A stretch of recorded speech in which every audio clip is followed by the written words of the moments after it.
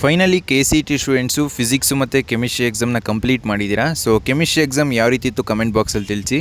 So physics ಸ್ವಲ್ಪ lengthy ಇತ್ತು ಅಂತ ಸ್ಟೂಡೆಂಟ್ಸು ಹೇಳ್ತಾಯಿದ್ರು. ಸೊ ಇದು ಯಾವ ರೀತಿ ಇತ್ತು ಅಂತ ಗೊತ್ತಾಗಲಿ. ನೆಕ್ಸ್ಟು ಈಗ ಆಲ್ರೆಡಿ ನೀವು ಫಿಸಿಕ್ಸು ಆನ್ಸರ್ಕಿನ ಚೆಕ್ ಮಾಡಿಲ್ಲ ಅಂದರೆ ನಮ್ಮ ವಾಟ್ಸಪ್ ಚಾನಲ್ ಹಾಕಿದ್ದೀನಿ, ಹೋಗಿ ಒಂದ್ಸಲ ಚೆಕ್ಔಟ್ ಮಾಡಿ. ಜಸ್ಟು ನಮ್ಮ ಚಾನಲ್ಗೆ ಸಬ್ಸ್ಕ್ರೈಬ್ ಆಗಿದ್ರೆ ಸಾಕು. ಇದೇ ರೀತಿ ಈಗ ಆಲ್ರೆಡಿ ಕೆಮಿಸ್ಟ್ರಿ ರೆಡಿ ಆಗ್ತಾಯಿದೆ ಆನ್ಸರ್ ಕೀ. ಸೊ ಇದೇ ರೀತಿ ಮ್ಯಾಥ್ಸು ಮತ್ತು ಬಯಾಲಜಿಗೂ ನಾನು ನಮ್ಮ ವಾಟ್ಸಪ್ ಚಾನಲ್ ಹಾಕ್ತೀನಿ.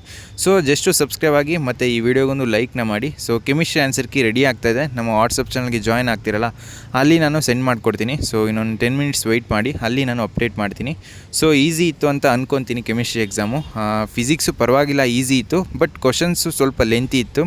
ಈಗ ಫಸ್ಟ್ ದಿನ ನೀವು ಏನು ಮಾಡಿದ್ದೀರಾ, ಸೊ ಇದರಲ್ಲೇ ನಿಮ್ಮ 2 ಸಬ್ಜೆಕ್ಟಲ್ಲಿ 40+ ಮಾರ್ಕ್ಸ್ ಇತ್ತು ಅಂತ ಹೇಳಿದ್ರೆ ಆರಾಮಾಗಿ ನಿಮ್ಗೆ ಒಂದೊಳ್ಳೆ ರ್ಯಾಂಕ್ ಬರುತ್ತೆ. ಸೊ ಹೊರೆಯೋಗ ಅವಶ್ಯಕತೆ ಇಲ್ಲ.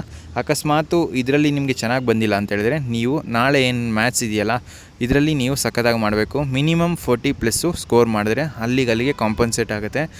ನಿಮ್ಮ ಏಮ್ ಏನಿದ್ರು 50 ಮಾರ್ಕ್ಸ್ ಮೇಲೆ ಇರಬೇಕು. ಸೊ ಆವಾಗ ಅಟ್ಲೀಸ್ಟು 40-45 ಈ ರೀತಿ ಬರುತ್ತೆ.